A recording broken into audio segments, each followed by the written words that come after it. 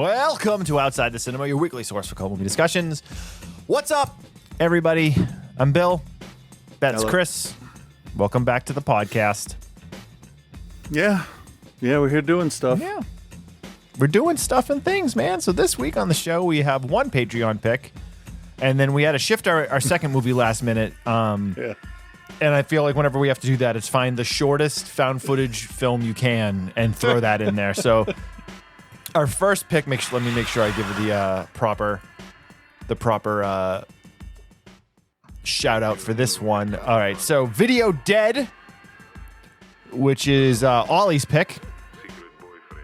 So thank you very much to Ollie, who's been with us for a number of years now. Thank you for your support of the show. And the second film is called Dark Mountain. Mm-hmm. Both of these are available to watch on Tubi in the United States. I'm actually surprised that we've never covered Video Dead before. Yeah, I saw the title and I'm like, wait a minute. What the hell? Yeah. Why have I not just watched this on my own? Well, I mean, it's like a fairly well-known 80s, horror film. I mean, definitely not of the ilk of Friday the 13th or Nightmare on Elm Street or Child's Play or anything like that. But I mean, it's a very well-known one. It's been in circulation consistently. It's there was a VHS of it, the DVD, Blu-ray special edition, and we just for whatever reason it just never covered it. Yeah, it's strange. And I realized as while I was watching that I'd never seen it. Me either. I thought for sure I'd seen it. I would have remembered those zombies the way they looked. They were unique. Because it's an interesting little flick. I mean, I'm not gonna say anything about the quality of it off the bat, but it's an interesting little flick. And then the second film, as we said, is a found footage flick called Dark Mountain from 2013. We will get to it when we get to it. We'll get to it when we get to it. So let me fill you in on a little secret of how I operate without my ADHD medicine yet. So I have to get this room clean so I can function. But if I don't have any kind of deadline, it just sits there. So you said anytime after 11:30. I looked around and I'm like, 11:45. I can do that. 11:45. And as you're still shifting stuff. Well, there's a couple things I don't like how they look on camera, so I'm just taking care of that. But that's fair, because technically you can watch the video version of this if you guys want to. It's on the page. So yeah, you'll see my Wi-Fi router, my candles for the window that I ordered, 2 beta capsules, and my probe droid. Your probe. It's rotating droid right now. It's rotating. Yeah, I bet it is, you sicko. Hey, you make a lot of money with that now on the internet, which is great. I mean, do you though? I have no idea. I mean, really? Do you? I think if you don't show your face, you could get away with anything. Oh, I guess so. Anyway, welcome back to the show, guys. Thank you to Ollie for being a Patreon member. If you want to join our Patreon and get some flicks covered on the show, go to patreon.com/outsidethecinema. Your monthly donation goes right back into keeping the show alive. Support independent podcasting. We don't have any sponsors. We don't have any corporate. Not that I wouldn't take them, because I would take them. We're not part of any. We just don't have them any because group of podcasts. Nothing. Yeah, we're not stars. No. We're not anybody. But we do love support the show. The refreshing taste of Pepsi. I'm drinking. I have always loved and Pepsi. Pepsi's the best, man. I like it. People give me shit. They're like, you like Pepsi better than Coke? And it's like, yeah. Pepsi doesn't take rust off of car engines. So true. Or burn a hole in a metal floor. Oh, maybe it does. I mean, it very well Pepsi's could. alien blood. It's just oranges and lemons. That's the difference. That's it. I just like lemons more. I'm a sour fucking guy. Goes along with even though Pepsi's the sweeter of the two options. Yeah. So, not really a whole lot going on. Scott's segment and Joe are both here. We got a full show this week. So, I don't think Ollie gave me any information on why he wanted us to cover the Video Dead. I think if I had to guess, it would be, come on, guys, get off your asses. Do this. Why haven't you covered the Video Dead? Can you fucking just get that this was done? His reasoning?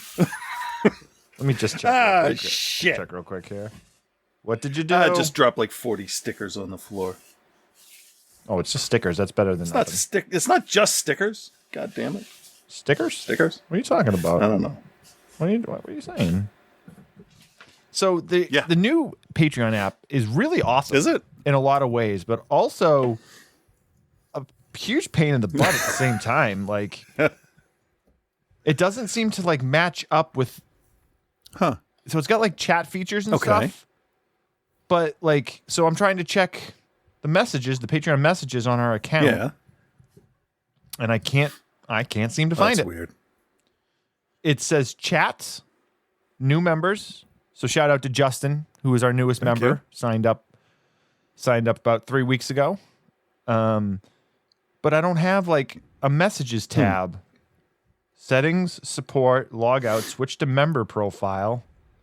But I don't want to switch to a member profile because I'm under my creator profile. So then when I click on chat, it says Bill Fulkerson's chat, tap to send your first message, but it doesn't have any of none of the old any of the messages. Huh. Comments on the shows are there. So Andrew said on our episode of Malcolm and that other weird Australian one, my old boss lent me a DVD copy of Malcolm about 10 years ago. He was keen that I see it as it was his favorite movie. Lord knows he originally saw it, where he originally saw it, probably late night Channel 4 in the 90s, because it was not easy to find even back then. Must have gotten a hold of a Region 4 disc. My main memories of it are that it was very Australian and very sweet. I think every review of Malcolm I've seen or heard uses the word sweet at some point, including ours. Yeah. Thank you, Andrew.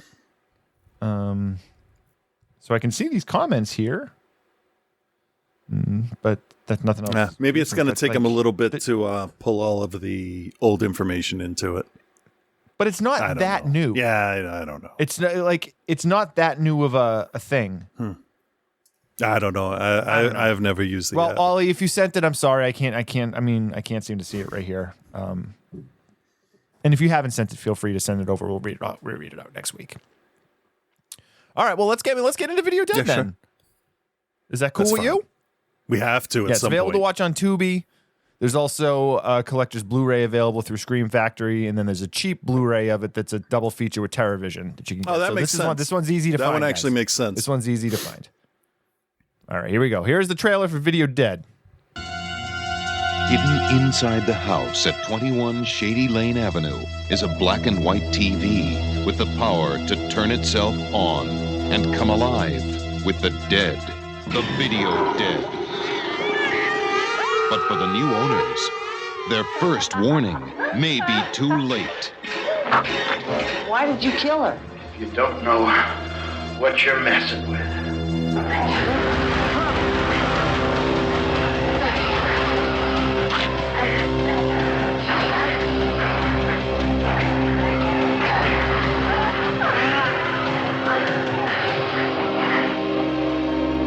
The Video Dead, a new form and shape for zombie terror that invades a neighborhood and threatens the innocent, the unsuspecting, and the unbelieving. Nothing can prepare you. Nothing can save you. Nothing can stop the onslaught of the Video Dead. It's the Late Show to end them all.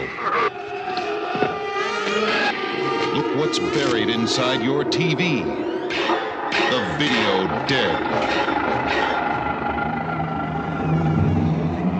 All right, The Video Dead, 1986. Oops, I didn't do that. Written and directed by Robert Scott, starring Michael St. Michaels, Thaddeus Gaulis, Al Miller, Roxanne Ogson, and Rocky Duvall. So, all right, Video Dead is a very simple zombie film. What is kind of cool about it, though, is they do something different with the zombies in terms of where the zombies come from. What is uncool about it is they do something different with the zombies and where the zombies come from. So, the The film opens with a delivery crew dropping off a package for a guy, and he's like, "Hey, listen, I didn't order anything," and they're like, "Well, it's for you anyway." So yeah, we don't so care. he goes inside and he opens. Yeah, he's like, "We don't care. We're dropping it off. Shut up and sign here." So they put the big box with the wood box inside, and he opens it up, and it's an old beat up black and white TV.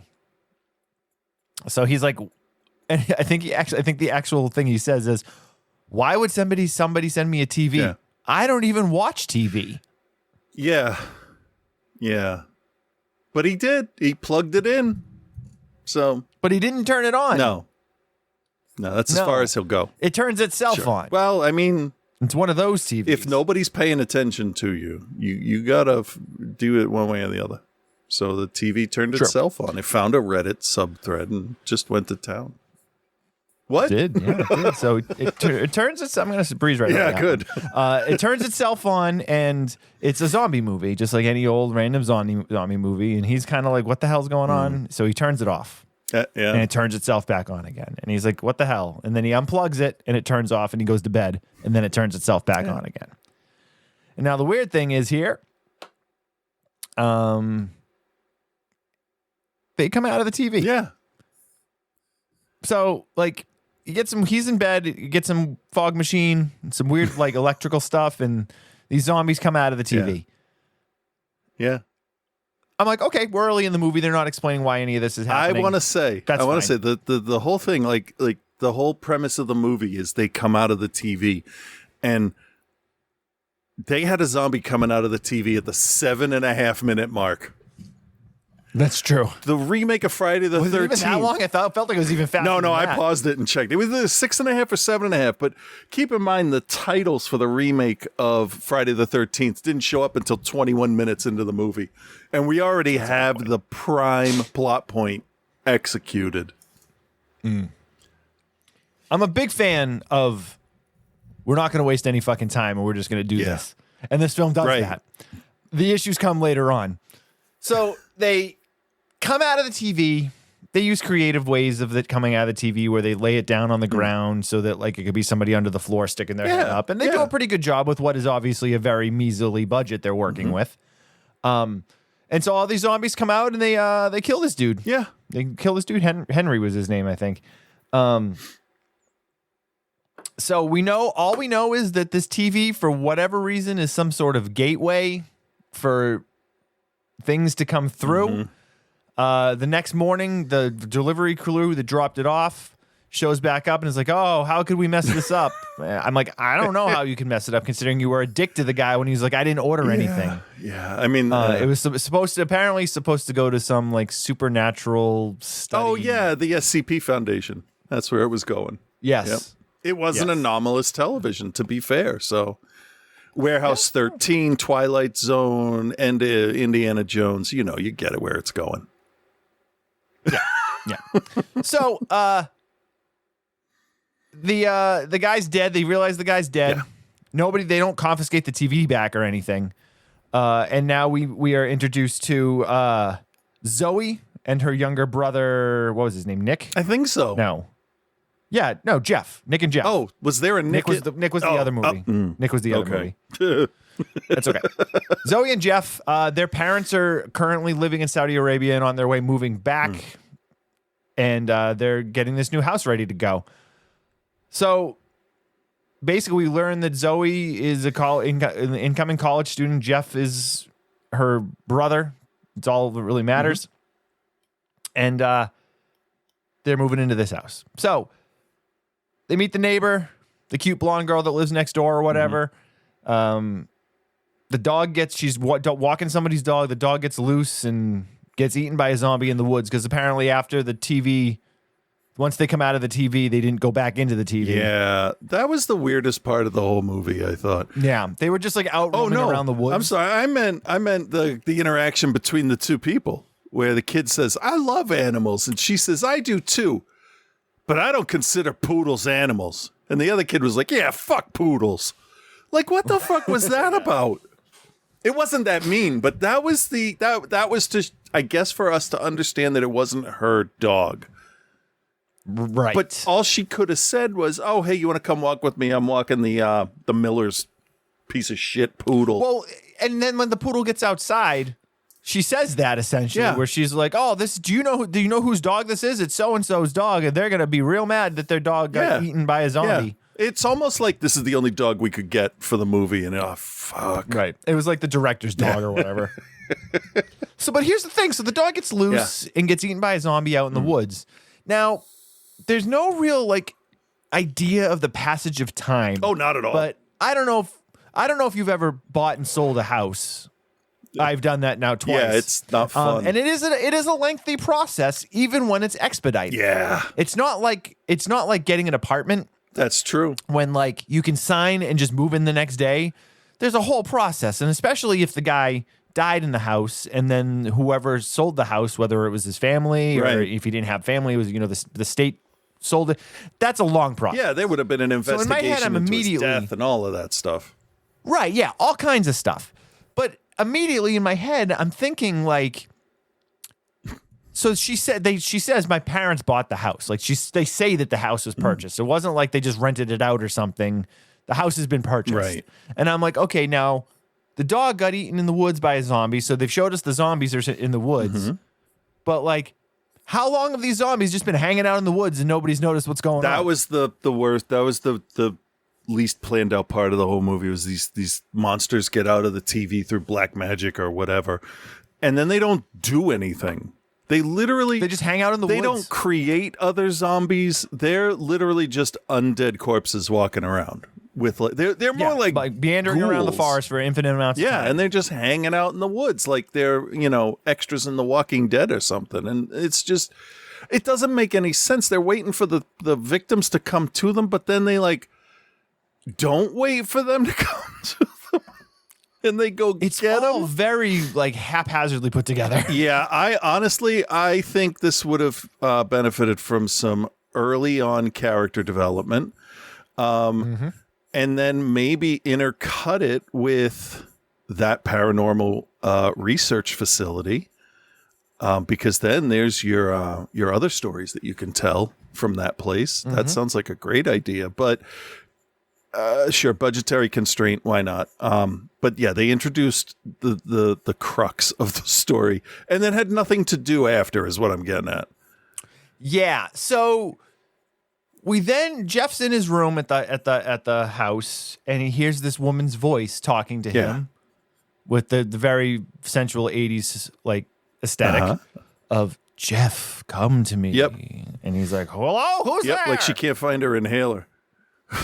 Right. So she's like, come to the attic. And so he goes to the attic and the TV is just sitting in the attic. Yeah. Now, they cleaned the house out. Yeah. Because when she walks into the house, there's nothing in it. It's empty. Yeah. So the idea that they cleaned the house out, but just left the TV sitting in the attic, again, makes no sense. Yeah. Right? It makes sense in the fact that it's a horror movie and like you got to get there somehow. It could have been little lines, like I've been saying for 15 years on the show, little lines of dialogue really help out. Like we sold everything we could. Everything else was put up in the attic. So just, keep what you want. That's it. Problem solved. Real simple. Yeah. And like,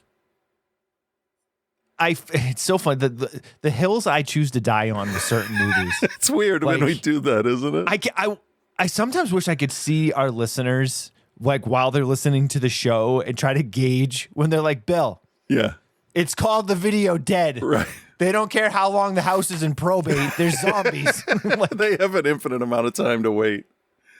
Right. You don't have to worry about this. But I do. In some movies, for whatever reason, I can let it go. In other ones, I can't. Right. And this is one where, like, your timeline doesn't make any sense. You're not giving us any explanation.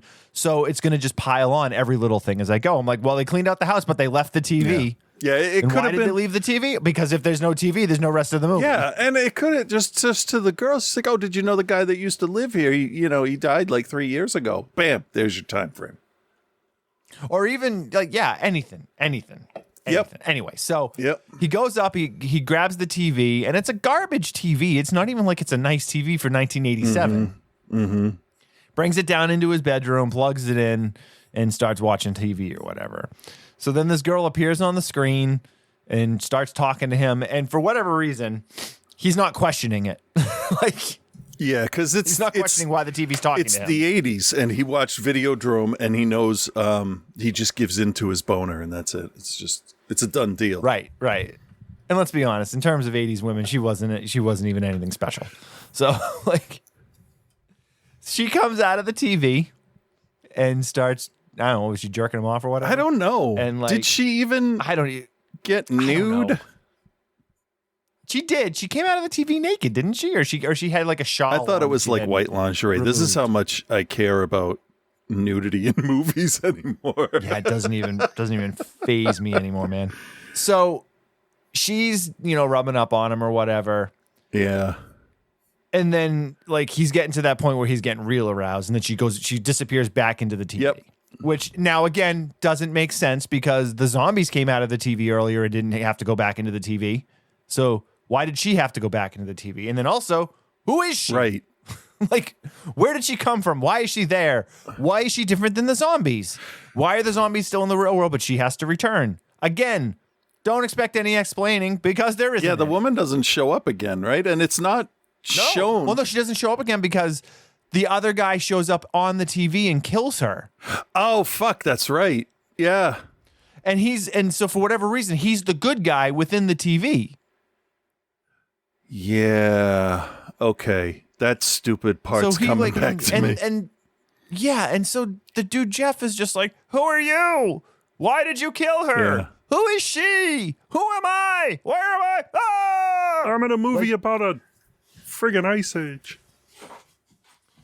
And and so he just basically says, the guy on the TV is like, listen, they're coming from the TV. You got to put the TV in the basement. Yeah. And you got to put a mirror in front of it because that'll keep them at bay. Right. And then if you look back, the TV was delivered with something taped to the front of it, which did actually on second inspection look like the back of a mirror. So there's some consistency in that one specific part. Finally, there's some consistency. Yeah. That's all I want. So Jeff, all confused, also horny, doesn't really know what to do. And he puts the TV in the basement and it turns on and the zombies are there. And then he's trying to put the thing on and he finally puts the mirror on the front of it and tapes it with like masking tape or whatever. Yeah, that's good. And then the TV just starts bleeding all over the floor and he's like, oh my God. Yeah.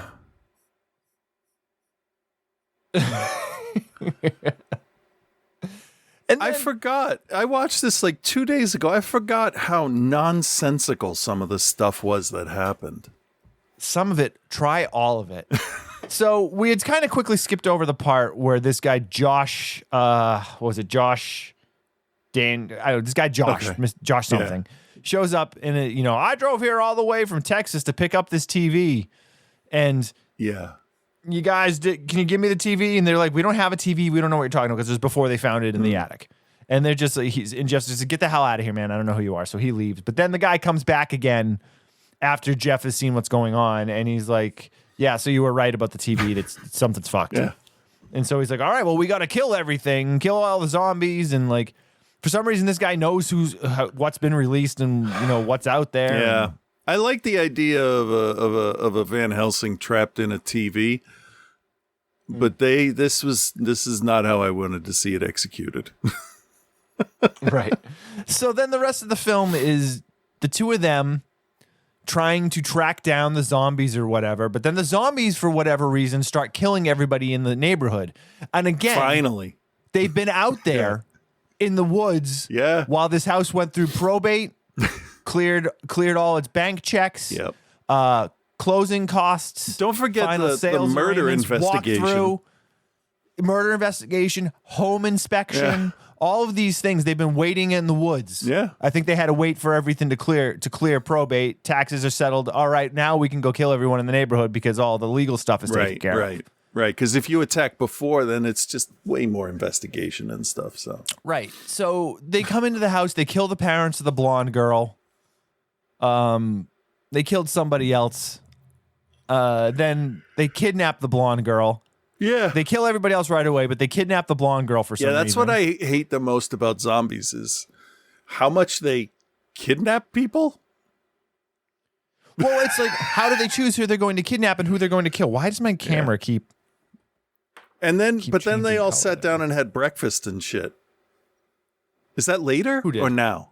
No, that's later. That's later? That's after everybody else is dead except for the sister. Because the sister, Oh, yeah. who we thought was the main character of the film, Right. disappears Yep.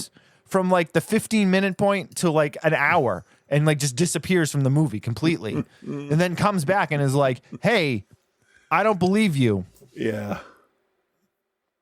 Okay. Yeah. So Josh and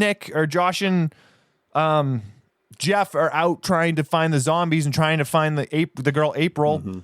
But then they find her and she's already dead. So why did they kidnap her if they just killed her anyway? I mean, it's so nonsensical and so dopey and so stupid. Yeah. So then there's like this little throwaway line early in the movie where the guy Josh is like, oh, they basically, once these zombies sense your fear, all they want to do is kill you. Yeah. Yeah. Now, that's great. Maybe you take another 30 seconds and just explain where the fuck this TV came from. I know. They never How it talk about works. that.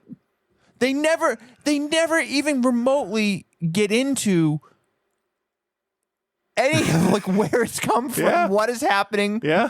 Like, and the dude's just like, apparently you just have to shoot them with arrows. Sure. That's how you kill the zombies. You shoot them with arrows. Yeah, because if they think they're real, because if they look in the mirror, right, then they realize that they're monsters and they get mad and they want to kill you too. But if you treat them like humans, they'll just lay down and die. There was some shit like that in there. But it didn't make any sense because he's shooting them with the arrows, and the other girl hit the one in the head with the iron. Yeah. Remember? Yeah. And like embedded the iron in the guy's head, which was a pretty cool little special effect. Yeah. Like the makeup looked good. And like, but then he gets shot with an arrow and he's just like, Yeah. Yeah. it doesn't make any A sense. little inconsistent. A little bit. Little. A little bit. Little. Yep. Just a little. Oh, yeah. Because, then there's the throwaway line where if you don't fear them, they'll just hang out. So so the sister, Josh and Jeff get killed because of course they do. And then they're coming back to the house. And they're coming back to the house, I guess, because that's where the TV is. I don't know. That doesn't make... Whenever you return to where all the bad shit's happening, it's like you're just fucking stupid. Just leave. Well, and then also, like, if that's where they're going to return, why did they wait in the woods for so long? Yeah. Yeah, some people just had a couple of ideas and then didn't know how to string them together, I guess. The zombie looks cool. Mm-hmm. The zombie look in this film is cool. You want to kind of explain a little bit? They actually did sculpted pieces for the face. The woman, bride zombie, she has a little bit of like a jutting front of her skull. The tall main zombie looks awful in black and white, by the way.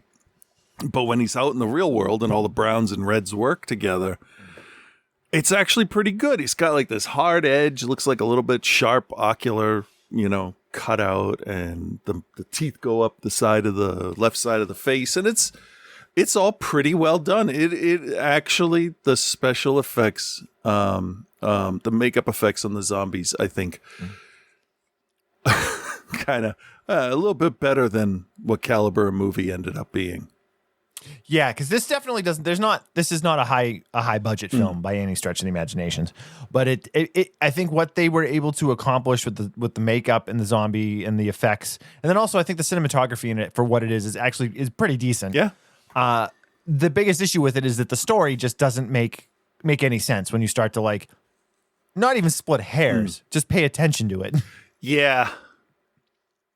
Yeah, and it can't even be something like, oh, well, it's parts of an anthology that they stuck together because they couldn't do... No, it's just badly written. Yeah, I mean, it's schlocky. Yep. And it's I looked at some of the reviews, and one of the reviews said that it's very dopey. And that's actually, I think, a really good word because it's not taking itself too serious, right? Which in turn actually makes it, despite its shortcomings and its issues, actually more enjoyable because they're not going real hard on it. They're not going for scare. They're going for chuckle. Yeah. Yeah. So yeah. But it all ends in a fairly predictable way with the one survivor being hospitalized, and then of course the TV shows up again. That was such a 70s Outer Limits shit ending. That's what this movie felt like. This movie felt like an extended episode of like Outer Limits or like Twilight Zone or like one of those shows like Monster of the Week type shows. Yep. But it is what it is. Yeah. So, all right, let me play a little ding-a-ling. Nope, that's not it. Mission failure. What's happening? Nope. There it is. Chris, do you recommend and what is your grade for Ollie's Patreon pick? Now be kind because Ollie's been good to us. Oh, I know. The Video Dead. Yeah, I'll recommend it because you know what? It is goofy fun, but you gotta watch it with people. If you try to watch this alone, it's just gonna be why am I wasting my time with this? That is fair. As a movie in and of itself, it's definitely like a D, but with people, I think you could raise it to a C+, let's say. So that's what I'm gonna say. C+ with friends. Yeah, I'm going to give it a recommend also, despite, again, its shortcomings. It's definitely got that aesthetic, that retro, well, not really necessarily retro because it wasn't made retro, but watching it now, that 80s horror aesthetic that so many people are so in love with. Myself included, I love the 80s horror aesthetic, except for when it's presented in VHS 85. I can't even argue that one anymore. That one's just... I mean, but it works for what it is. I mean, yeah, the story is a mess. If you start to even pull any threads, the entire thing falls apart. But I think I agree with you in terms of, like, this is a good, like, Halloween party movie. Or, like, if we were doing the Throwdown, like, it would fit really well with the Throwdown. To watch with your buddies, eat some junk food. Yep. Drink some Gatorades. Whatever you got to do. Yeah. Got to do. Right? Yep. So, in terms of... What'd you give it for a grade? I gave it a D and a C+. A D and a C+. Yeah. Depends who you're watching. All right, you know what? I'm gonna give it a C. Okay. Then. Okay. Right in the middle. I think it's nothing special. It's not necessarily one of those 80s gems that like you missed the Video Dead. You got to see the Video Dead. No. But it's good. Just not great. Yeah. And good zombies. Yes, very good zombies, good makeup, shot pretty well. And a unique take. The 80s score. Yeah, a unique take on what they would do. Like they took the, this is familiar and took it a step further. And it was all right. The fact that they don't know exactly that they're dead or what they look like right away. That was kind of neat. Yeah, agreed. Not great, but neat. Now, the curious question we're going to ask is our next film, Dark Mountain, great? Let's take a listen to the trailer. Look, tell me why you want to do this. Because you thought it would make a good documentary. Come on. When was the last story you heard of people going after the Dutchman? Not a day goes by, somebody, at least one or more people are in that mountain looking for the Dutchman's gold. Gold in his mind was so rich, he would make millionaires out of 20 men. We're on the right track. This is going to be a really amazing trip. I can feel it. You hear stories of the Superstition Mountains, like supernatural occurrences. Yeah. People believe in this, what do they call it? Vortex? Vortex? The Apaches considered their thunder god's domain. It was taboo to even go in there. Yeah, I've heard about the curse, yes. What have you heard about it? Well, it seems like everybody that goes looking for the gold ends up missing or dead. Oh my God! Fuck. There's no such thing as ghosts or curses or spirits, whatever the fuck you want to call it, okay? Oh! Am I the only sane person here? What the fucking camera down? Just think, man. I am thinking.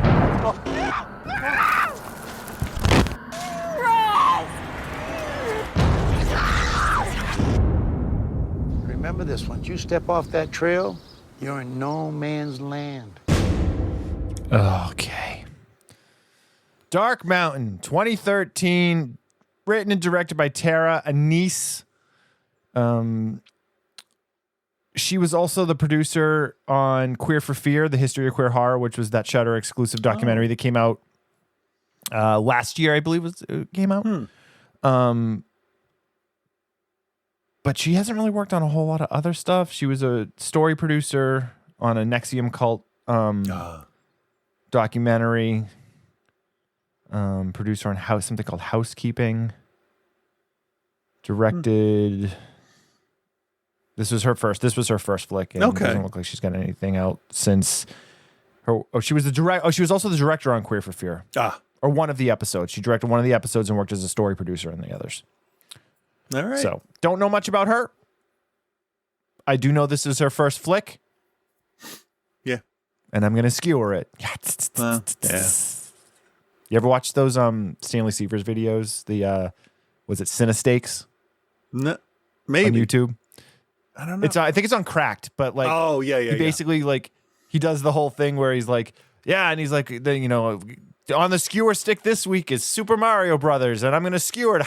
Okay. But then he's like, reason number one why this movie sucks, and then he like talks about something. But by the end of the time, he talks about he's talking about how terrible it is. He actually likes the movie by the end of the conversation. Kind of. That's like I'm actually gonna take. That's how half of our reviews go. Yeah. He's really funny. He's the guy that does the Mosh retirement videos too, which is hilarious. Okay. And I gave him money for his Kickstarter for that because he's doing a short film of it and it's fucking hilarious. So anyway, spoiler alert. I did not like this movie. Yeah. For a large number of reasons. So in March of 2011, three filmmakers disappeared in the Superstition Mountains of Arizona while documenting their search for the Lost Dutchman mine. Their bodies were never found, ... but their camera was. Yeah. First and foremost, I will put a statement up here. We talked a little bit earlier about how like what the listeners wonder what I'm going to stand on and like, where I'm, what's the hill I'm going to die on. Mm-hmm. Found footage films, I will tend to skewer harder because they are trying to be presented as being based in reality most times and presented in a real scenario sort of way. Yeah. Correct? Yeah. Yeah. Not saying that it's based in reality, but they're produced to show you like documentary style or found footage. So this is found footage, but it's very obvious from the get-go that it is a produced film from their footage. Yeah. Correct? Yeah. It has to be. Because there is music, creative editing, and all of the post-production stuff that you would expect. Yeah. So you have three filmmakers. You have Sage Howard, who plays Kate. You have Andrew, who plays Paul, and Shelby, who plays Ross. Andrew Simpson plays Paul, and Shelby Stylen plays Ross. You have the opening where they do some interviews with some people around town. So the Superstition Mountains is a real place in Arizona. Yeah, the Lost Dutchman gold mine is real also. It's supposedly real legend. Those are the first two things I looked up. Yes, the Superstition Mountains and Mountain, the individual part, real, and so is the gold.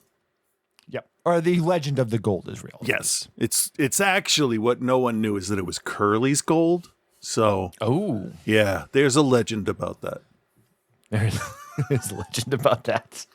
So these three, you have Kate, who is the main documentarian. Her boyfriend, Paul, is a camera operator. And then they brought in this other guy, Ross, who is his uncle, disappeared in the mountains.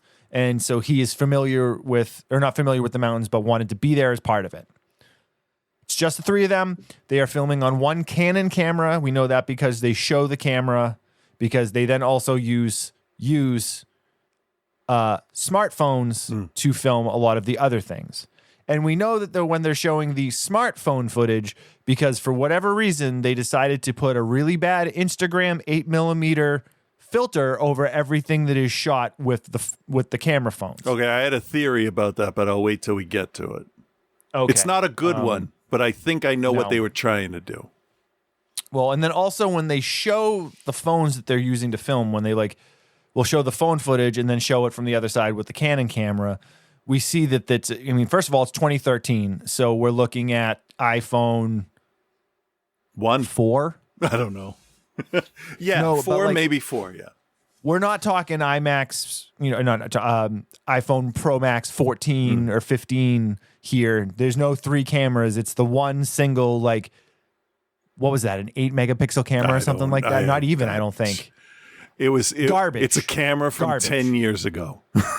In a phone, a camera phone from 10 years ago. Actually, probably more like 12 years ago from when they made the movie. But either way, garbage. And I'm not positive, but I swear the footage that they are using as the camera phone footage is not actually shot from a camera. It's not actually shot from a phone. No, probably not. It's shot from a camera. Yeah. And they put the filter over it for whatever reason. They put the filter over it to make it look like shit is what they do. All right. So they're venturing out into the mountains to find the gold. She's making a documentary about it. There's a lot of stories of people that have disappeared out there. There's stories of supernatural. There's stories of indigenous people, American Indians out there that have, protected the land, all that stuff that you would expect. And in theory, since they're using a real legend, it's good and it makes sense. And you're like, all right, this is a pretty good story for what they're trying to tell. Right. So my biggest issue comes from the fact that when they made this movie, they had watched the Blair Witch Project and then just fucking copied the Blair Witch Project through the whole movie. Yeah, and 14 years after, not a good look. 14 years after, and I'm guessing that they thought maybe nobody would remember what happened in the Blair Witch Project. But when you open your film, basically ripping off the most famous shots from that film, where it's a close-up of the girl's face, and she's saying almost verbatim what was said by Heather Donahue. I'm so sorry. I just want to go home. I want to see my parents. And, she's crying and she's like ugly crying. Yeah. Like they literally ripped it off. I mean, even some of the wording is the same. But to be fair, she did a good job acting. The girl that plays Kate, what was her name? Sage something or other. She actually does a good job. Yeah. She does a good job. But the problem is it is so derivative of the Blair Witch Project that I couldn't get away from that. So this film wasn't going to be given a fair shot regardless because you opened with a shot that you stole from another movie. Yeah. And then the film starts with them interviewing townsfolk about a local legend. Okay. Things start off nice and light and airy and they're having a good time and they're doing this. And then things make a shift. Yeah. They start infighting with each other. They're starting the fun and games is worn off. They're lost out in the desert. Somebody raids their camp. Somebody or something. Somebody takes something they're not supposed to. Blair Witch was they took the stick figurine. Yeah. They took the gold nugget. Right. Okay. I don't remember Blair Witch all that well, but yeah. The campsite being ransacked was also done in Blair Witch. One of the members of the team disappearing and then hearing their voice. Oh, Jesus. Blair Witch. Yeah. Hey, let me ask you this. How do you feel about the short in VHS where they go to the is it the Philippines? Is that the cult one? Yeah. And they had a little Blair Witch nod. Yeah. That was fine, right? Because you make stick out of whatever. A nod to something is perfectly fine. Yeah. Unless you make your whole movie out of nods. Yeah. Well, then you're just ripping it off. So, the campsites are both ransacked. That happened in both movies. His voice is he disappears and his voice is out there and they're chasing and trying to find him. That's in both movies. The "I'm so sorry" speech is from both movies. Yeah. After the website, or not the website, sorry, the camp is ransacked and there's something left there. That was in Blair Witch too. Remember? Yeah. It's even the same thing. It's 2 guys and a girl. And the girl's the documentarian. It's such a rip. It's such a rip off. Yeah, no, I didn't realize it was that bad. I love Blair Witch. I love the Blair Witch Project, the original. I'm a huge fan of it. So I just kept like, okay, well, yeah, that happened. That happened. That happened. Yeah. So it was I mean, and then when you start to pull the threads of, like, okay, I get, they just say the footage, they don't even actually say anything about the footage being found. You're just watching it kind of a narrative because it's edited and there's music and stuff. But then when I'm kind of like starting to split the hairs with the different angles they're using. And I got real tired of the fucking phone footage with the filter on it. Like, real fucking tired of that. Yeah. I get that. But then there's also parts where they're supposed to be shooting with the phone, but the way the sun hits, you see the shadow of them holding the camera. Yeah. Yeah. So again, you're telling me you're shooting with a phone, but you just showed me a shadow that says they're holding a camera. And then also, unless somebody is on screen, everything is done with voiceover. And I'm looking and I'm like, well, none of them are mic'd up. Oh, yeah. Like, there's no microphone on the camera. There's nobody holding a boom pole. Nobody has like a lav mic on or is recording audio in any way. And you have the most pristine, crystal clear audio for these people through the entire movie. Yeah. So I start to split hairs with this shit because you're trying to present it in terms of this is a found footage film. And you're like, you're taking, like, we talk a lot about taking liberties, but just not fucking paying attention to your details. All you would have had to do was one scene of a person with lav mics just being like, all right, just wear these the whole time. Yeah. They're wirelessly connected to the camera. I mean, going back to the cult one in VHS, it's a button. It's a camera that looks like a button. Okay, good. I'm done. That's all I needed to know. It's all you need to do. Yeah. And we said it with the movie earlier. It's so easy to just give a simple 2-second explanation. Yeah. But these people couldn't even be bothered to write an original story. So why would we think that they're going to take the time to like let you know that there's audio being recorded somewhere? That's fair. Yeah. And just the fucking camera phone shit. She hands the, I think it was a Canon like R2 or something, which is a decent camera and you can get great footage out of it. Hands the camera to the guy. He goes, I want to film some stuff on my phone. So they can switch to the other thing. And I'm like, you have that camera that looks unbelievable. Why would you want to film with your phone? Yeah. I don't get it. Yep. And as far as story, what we told you about them going into the woods and then just getting caught in a vortex with lots of screaming and running around in the woods. Man, another part they ripped off from Blair Witch, the stone house. The foundation of the house. Okay, yeah. They literally just stole Blair. Eduardo Sanchez should sue them. Because it is so much stuff lifted from it. Yeah, there really is. But hey, they made it about aliens or some shit, so it's not witches. These guys? Yeah, was that, or is that something I watched right after? That's not aliens. Oh no, that was the one that came up right after I watched it. So fantastic. They're all mixed up in my head now.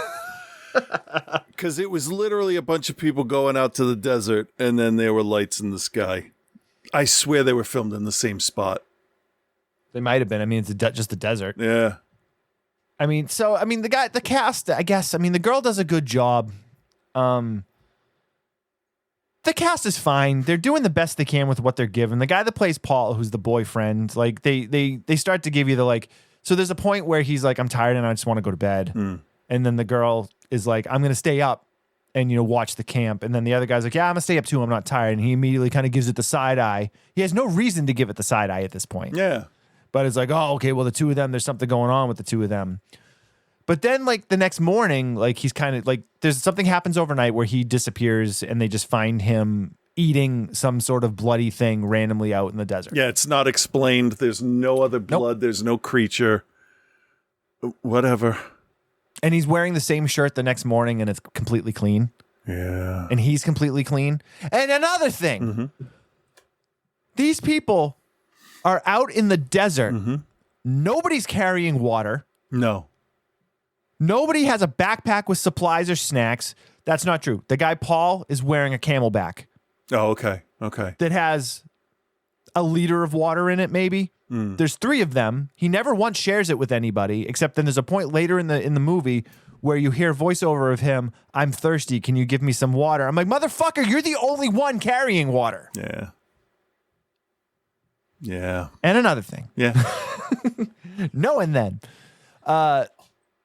he freaks out. He eats this thing in the woods. They go back.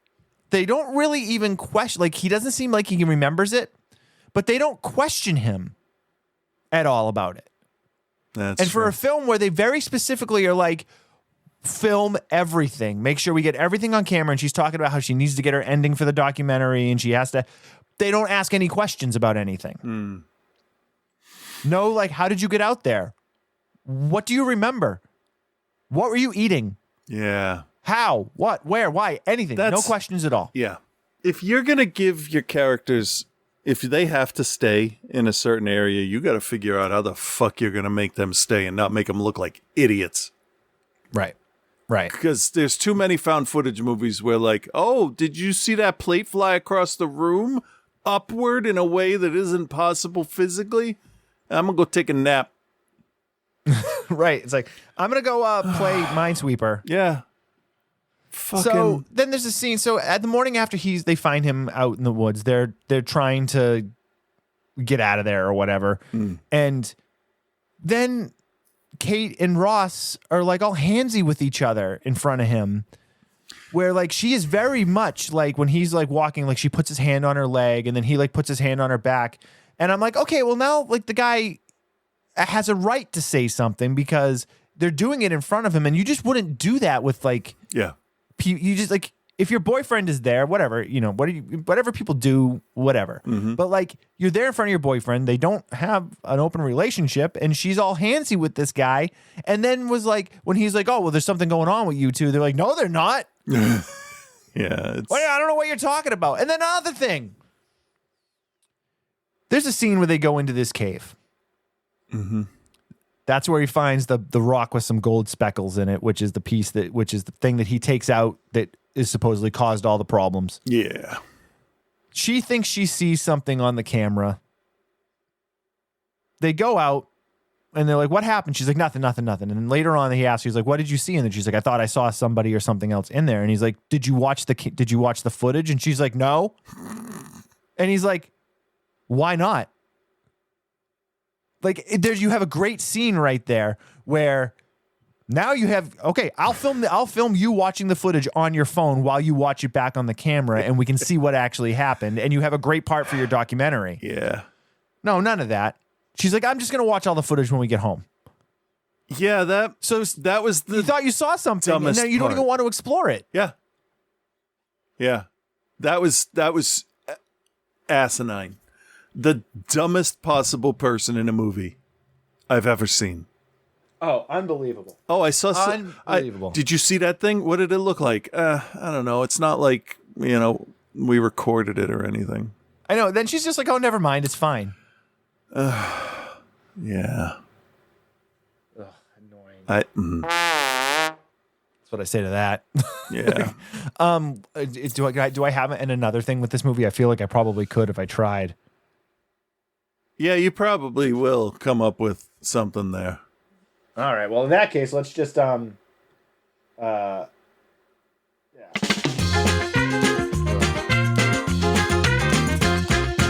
All right, Chris, what is your grade, and do you recommend Dark Mountain? No. I thought this was Black Mountain, and I'm like, oh, at least I can make some Black Mountain side jokes, and that shit didn't happen. Nope. The title, I just don't even like the title. It's boring. It is. Anyway, I thought I liked this, and then you explained. Talk to me. You explained the plot, and no. We're gonna pass on this. I'm not gonna recommend it unless you are watching for me, dog. Every found footage movie. This is about halfway through your list, I would say. D, just regular old D. It's not. It doesn't insult me, but they didn't try hard enough. Okay, so I mean, I'm not recommending it. I'm not recommending it. I am all for winks and nods to things, like you had said earlier. I'm 100% for that. But when I was watching this, I really felt like the filmmakers were like, nobody's seen Blair Witch. But nobody will notice that we just made the same exact movie. We just moved it out of the forest into the desert. So you mean 9 years after the most popular horror movie was released, everybody forgot about it? The biggest independent feature of all time or whatever The it was. movie that opened up against The Phantom Menace and people still talk about? Like, come on. Every Star Wars movie up until Phantom Menace buried everything that opened with it. 4 months. Yeah. Yeah, starting with part 2. Now Spider-Man had some competition there. But yeah, like, come on. Really? That's the best I could do. Really? It's just so like insulting as a horror movie fan. Yeah. To be like, for somebody to just blatantly rip off such a large popular film and then expect I mean, I can't say that they didn't expect it, but like essentially to expect nobody to like realize that you did it. Yeah. Can't argue with you. I mean, I don't know the director. I don't know her at all. I don't really know much about her. I did like that the queer horror documentary series that they did on Shudder.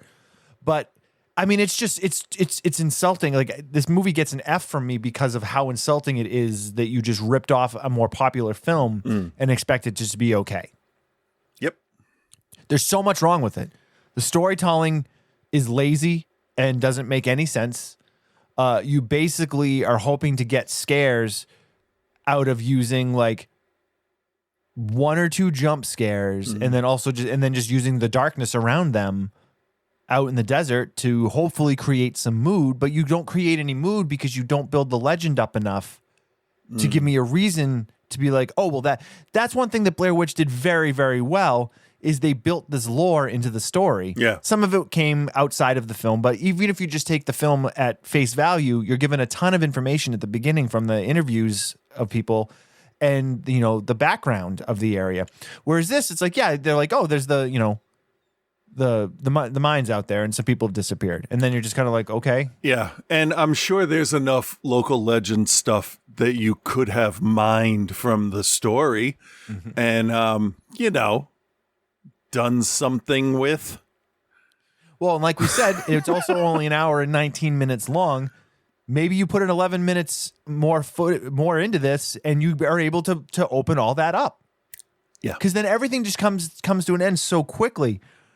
Blair Witch doesn't come to an end that quickly. Like, what is it? Joshua disappears like halfway into the movie, and then it's just the two of them for an extended amount of time. In this, they cram that whole segment into the final 9 minutes of the movie. Yeah. Yeah, and the way that the characters go, they go too hard, too fast.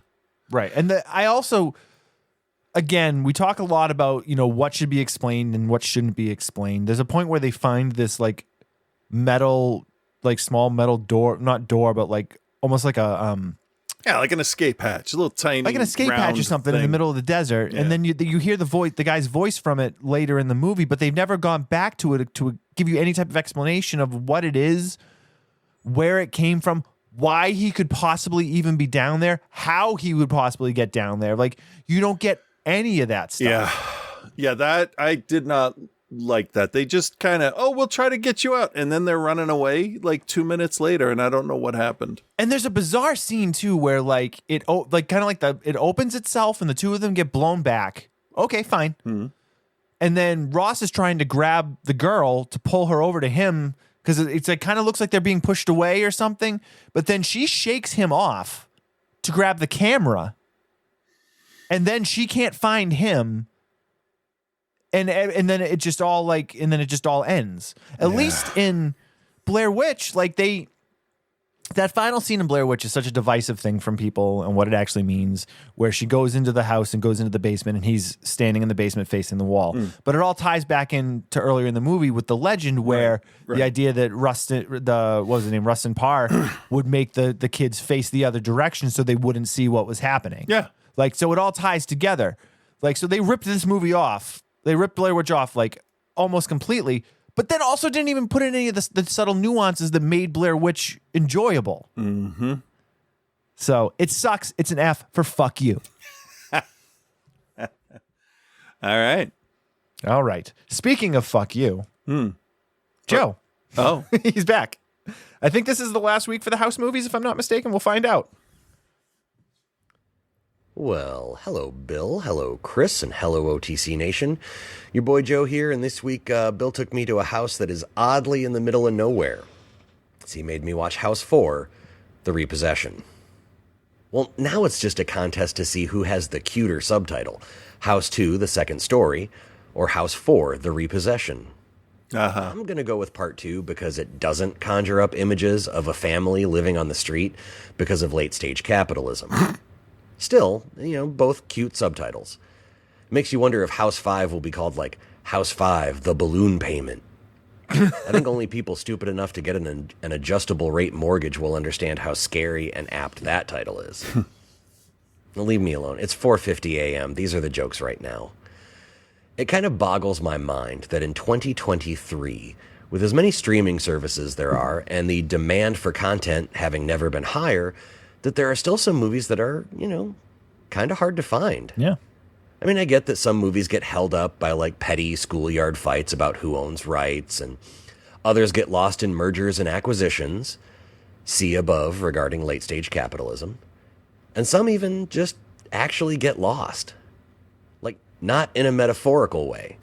They actually get lost. Like, hey, my ADHD is pretty bad today. Where did I leave the master print for Darktown Strutters? Beans. Not again. Now nobody gets to watch it. That was a long way of telling you that I'm currently watching House 4 on the YouTube channel of Jose de Jesus Martinez. Good for Jose. And while I'm not going to search for who owns distribution rights for House 4, I'm pretty sure it's not Jose and his YouTube channel. Probably not. Still, still produced by Sean Cunningham. This is billed as a Louis Abernathy film. And if you want to go down a rabbit hole of a really interesting film career, check out his IMDb page. His first credit was as a Sandman in Logan's Run.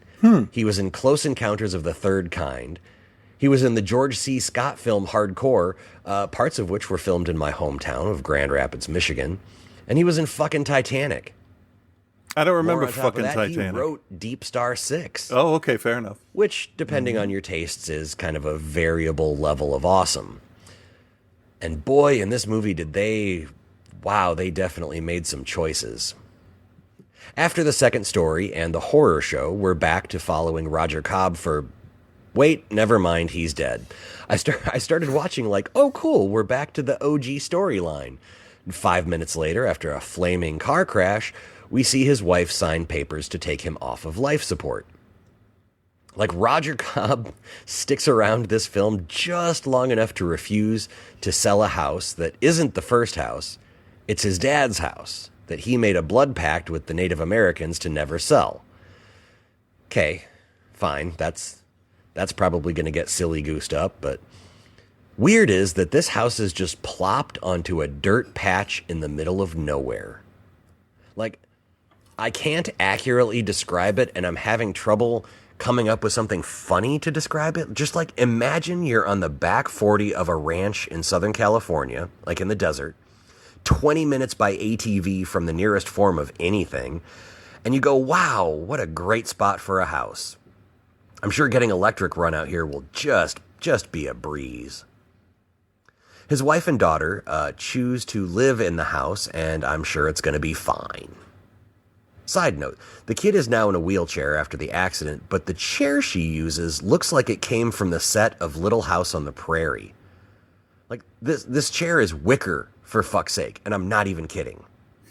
It is 1992. They had perfectly good wheelchairs, but Mom decided to yoink this bad boy from the H.P. Lovecraft selection from the medical supply catalog. They got good stuff. The bulk of the movie is very similar to the first movie, with Roger Cobb's wife experiencing ever weirder hallucinations. Quick side note. They always do the turn on the sink and the water turns to blood thing. Why is that scary? I need someone to explain to me why that is scary. Yeah, no, I know why. It's frustrating, because now I need to call a plumber. It's annoying, because I wanted a cool, refreshing glass of water. It's a lot of things, but it's not scary. There's also Kane Hodder as a pizza. As a pizza? And I'm debating explaining. Don't. Because just leaving it as, hey, in House 4, Kane Hodder plays a pizza, and leaving it at that will make your imagination go fucking wild. Mm-hmm. Like when I was a kid and someone explained the fast food joint scene in The Toxic Avenger to me, with like the deep fryer and the milkshake machine and all that, and what I imagined was actually more fucking bonkers than what actually happened in The Toxic Avenger. There's also this like Native American guy who guides this white lady through the whole process of the house, and it's on a mystical fault line or whatever. They just kind of vaguely explain it, and it borders on parody because, boy, this guy talks like, for many moons my people lived on this land, and then the white man came. Find your soulmate, Homer. That's the voice. And then there's Roger Cobb's stepbrother trying to take the house to store toxic waste in it, even though there's like acres and acres of desert, and he could just dump it, and it gets very trauma. There's a lot going on here. You know exactly what this movie needed heading into the third act? A new writer? A montage of this lady remembering the good times with her Brillo-haired greatest American husband before her brother-in-law and his goons try to burn down the house. Shit gets weird, and the house explodes in a torrent of what can only be described as ghost jizz, and puts the fire out. This movie was weird. Here's the thing. The good. It's mostly a good weird. This movie was made in 1992, and it shows. It's cheesy like a good Gruyere. It moves along just fine. It's not a bad watch at all, and I was not expecting that.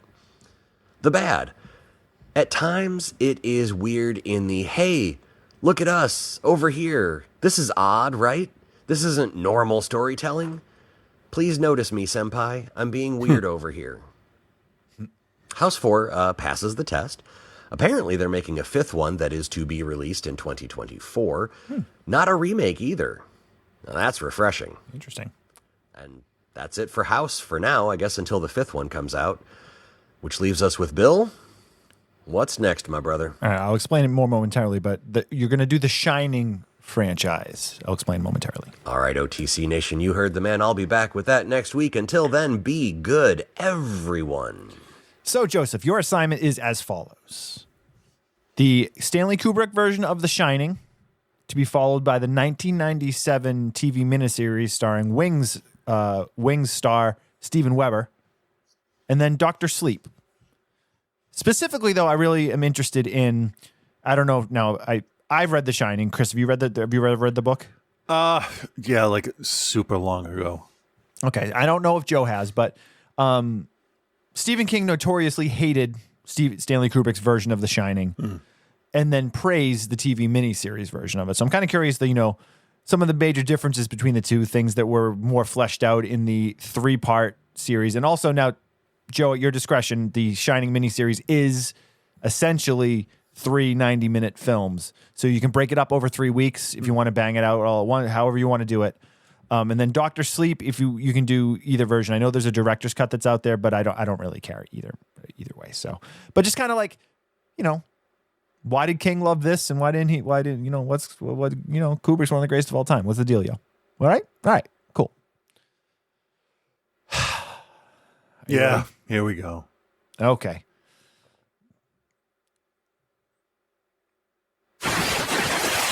This week on the show, 2 Patreon picks. One from our good friend Barry. And Barry's pick was No One Can Save You? No, that was Scott's. No. Wasn't it? Yeah. Was it? He picked.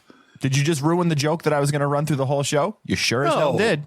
I still hate Barry. And fuck you, Larry. I like how you're like, no, you can save that. What? Yeah. Holy shit. Yeah. With Reverend Scott. Don't forget to like and subscribe. It really helps with the algorithm.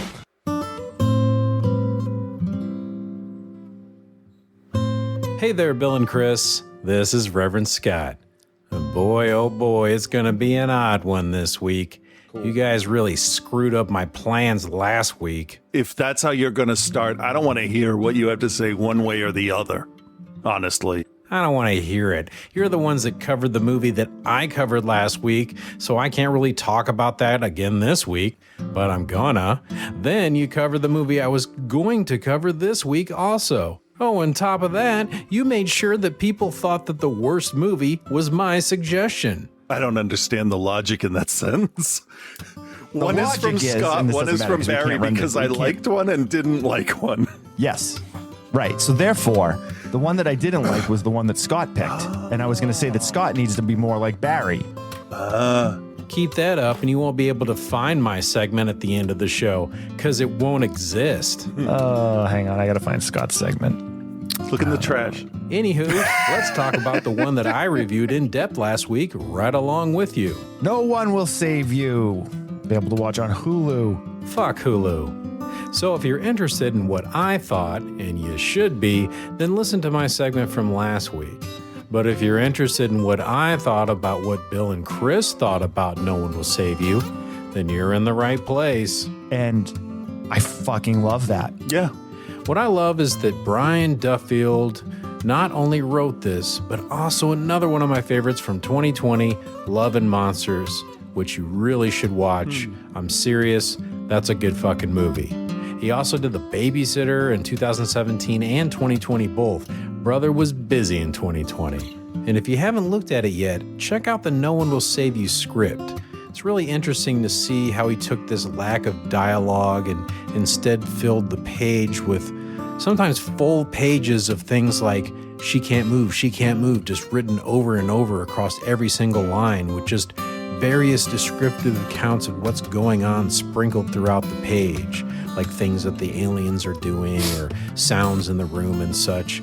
It just really paints an awesome picture of what's going on without any dialogue, just like the movie did. So anyway, tell us about the main character, Bill.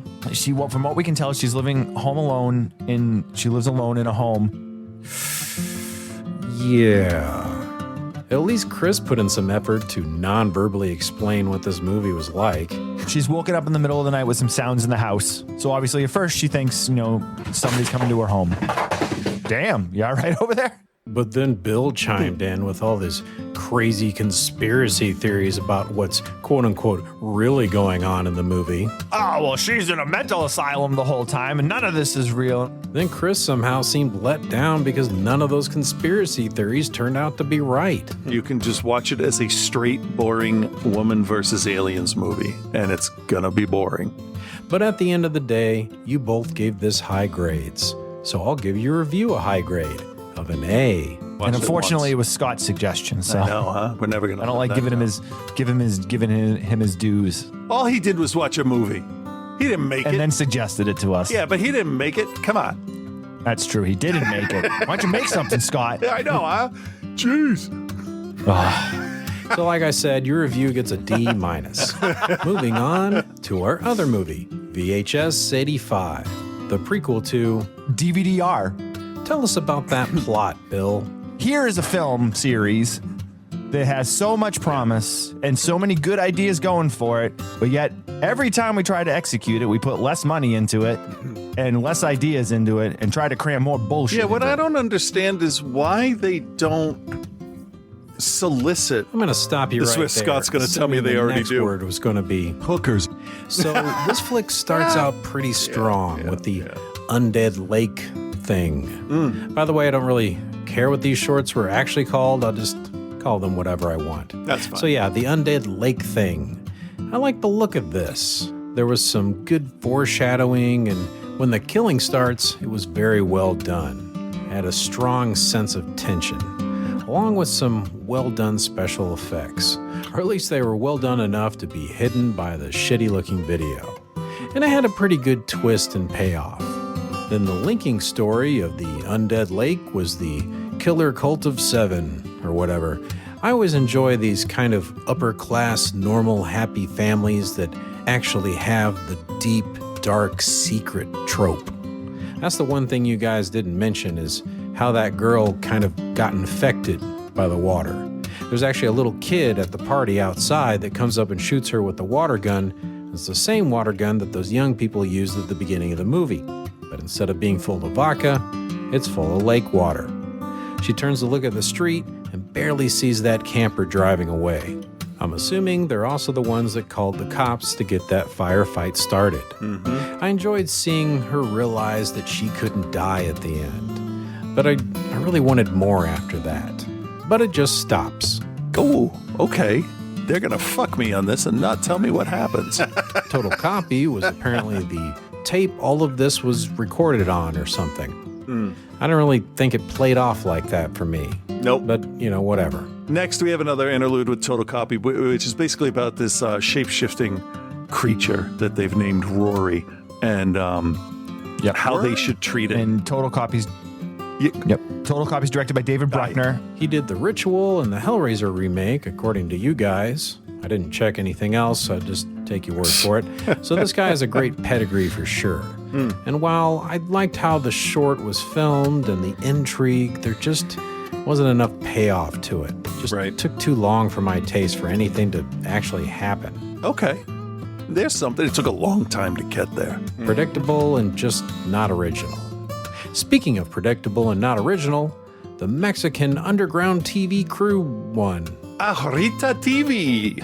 And despite it being about kind of a TV crew guy, this had to be the least believable in regards to people having a reason to logically continue to film. Yeah. Especially when they're going through that narrow air duct. All I can think of is like, what the fuck are you getting out of this at this point? You're basically trying to prevent yourself from dying. Just put the fucking camera down, bro.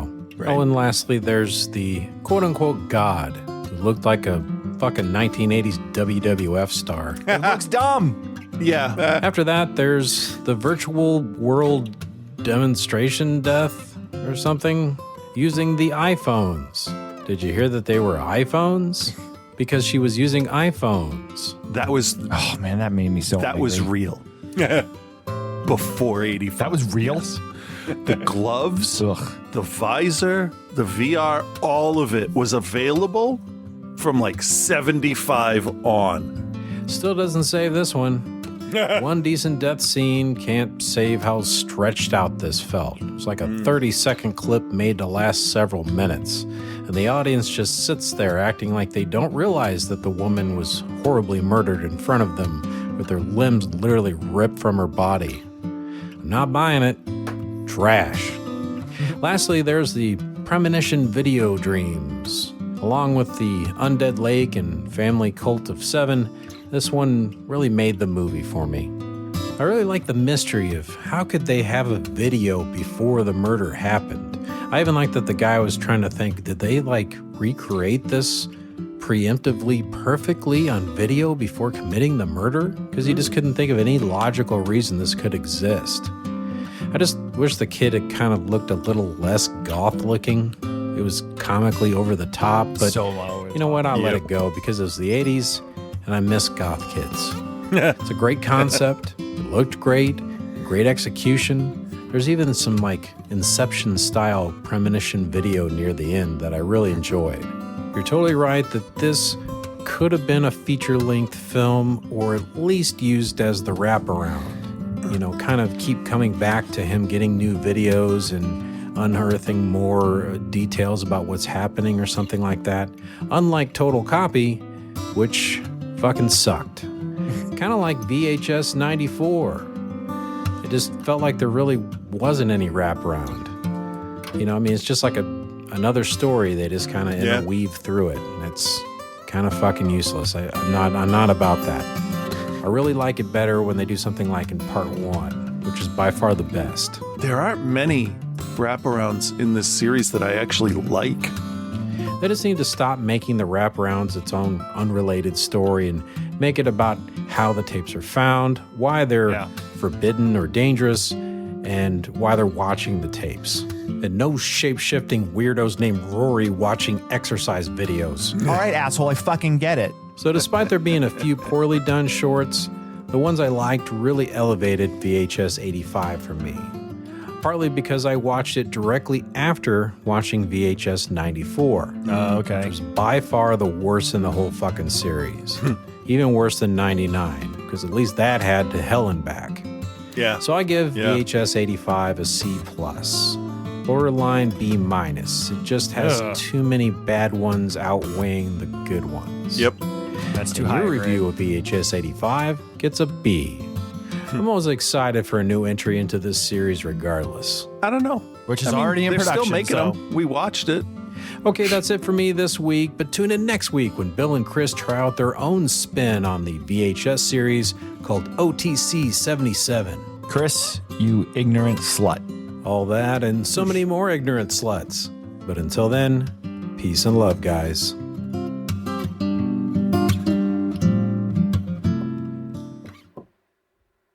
Holy Shit with Reverend Scott, where the jokes are always funny and the host is a perfect angel. Outside the Cinema, where the jokes are questionable at best. And the host is a fucking asshole. Come on, what's going on here?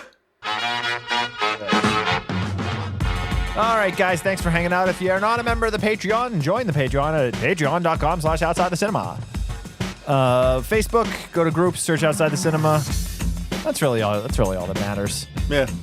Next week on the show, I think we got two. So I think we're doing two of Carl's picks next week. But the Blood of Heroes, aka Salute of the Jugger. And tomorrow I'll wake up and scald myself with tea. Okay. So there you guys have some homework to do. Good luck finding the movies. Yeah, that's it. Okay. Thanks for supporting the show. And I guess we'll talk to you next week. Yeah. Yeah, probably. Cool. All right. Bye, everybody. Those girls know it's all about